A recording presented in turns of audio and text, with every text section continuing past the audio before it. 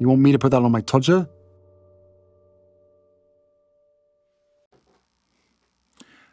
Harry's wife.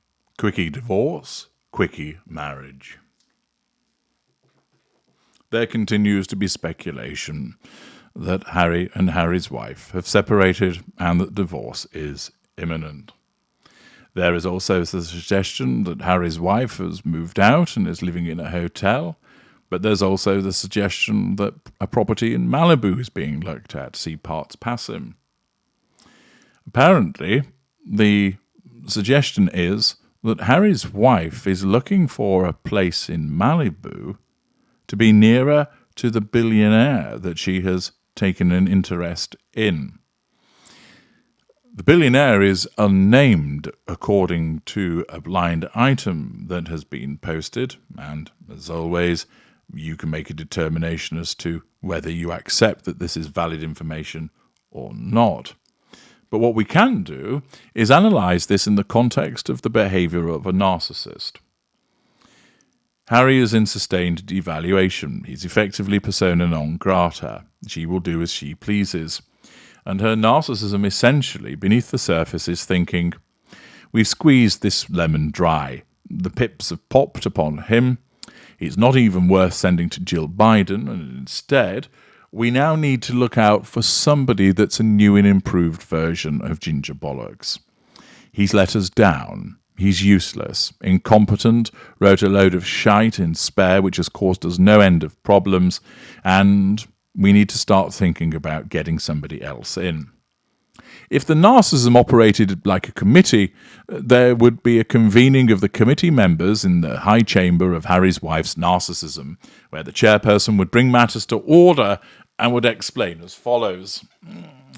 Ladies and gentlemen of the High Committee of Narcissism, the situation that we have for Harry's wife is that Harry is in a sustained devaluation because he's a simpleton and a complete letdown. He's not providing fuel at the level that he ought to do so. His residual benefits are diminishing by the day. He's incompetent, useless, has no plan B, and in essence, we will probably get rid of him in the not-too-distant future. But we're not ready to do so. In the meantime, we need to start directing our host, Harry's wife, to finding someone better than Harry. There's no need to be faithful to Harry. He's a traitor and treacherous and therefore deserves everything that he's going to get. Instead, it's open season to go and find somebody else. Now, what we need is someone who's going to be pretty easy to control. Someone who'll be open to our aging host, opening up her legs and demonstrating her Y-shaped coffin credentials by throwing spicy poontang at them. We haven't got a lot to work with. She's certainly not going to win them over with sparkling wit and repartee or fantastic conversation. Therefore, we're going to have to rely on the old tried and trusted of spicy poontang. It worked for the randy little ginger bugger, so what we need to do is perhaps find an ageing individual who's going to be susceptible to the wiles of what will seem like a comparatively younger woman. We're also going to have to get her to crack open the narcissist box of sex tricks as well, because she's no spring chicken. Therefore, she's really going to have to do a bit more of the old roast chicken, the German tightrope, sucking a golf ball through 40 feet of hosepipe, etc., for the purposes of really attracting someone who perhaps is a bit of a deviant themselves. That way, we're going to be able to lure them in. But the main reason we need to get this person, of course, is not only that they need to be easy enough to control, and of course we need decent fuel from them, but our host has that all-important residual benefit of money. And therefore, we need to get her to find somebody who's got plenty of dosh. We're not talking Prince Harry standards. Unfortunately, the intel wasn't so good. We thought he got far more money than he actually had. No, we need someone in the 150 million plus bracket, preferably a billionaire. So, ladies and gentlemen of the Convene Committee of Harry's wife's narcissism, if you've got any ideas of potential targets, scribble them down now, pass them to me at the end of the table, and we'll start to discuss it. That's probably a little bit how the Committee of Narcissism would function if it had a voice. It therefore is suggested that because of this, and it does fit with the way that she would behave, she would be looking for a billionaire.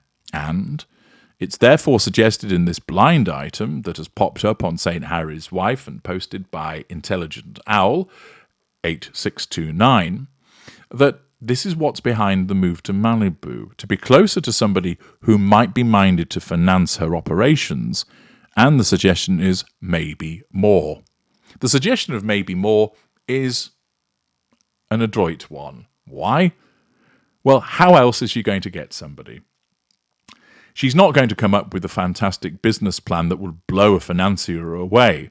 Instead, he's going to have to be blinded by the provision of spicy poontang to think, whew, goodness me, what a filthy bitch she is. I want some more of that, and if that means I'm going to have to finance her stupid new lifestyle blog, that doesn't matter, as long as she does that to me again. Of course, many of these billionaires are narcissists themselves, and they're not necessarily going to be swayed by her behaviour. They're going to be able to pluck far riper chickens of authenticity than the one that she offers.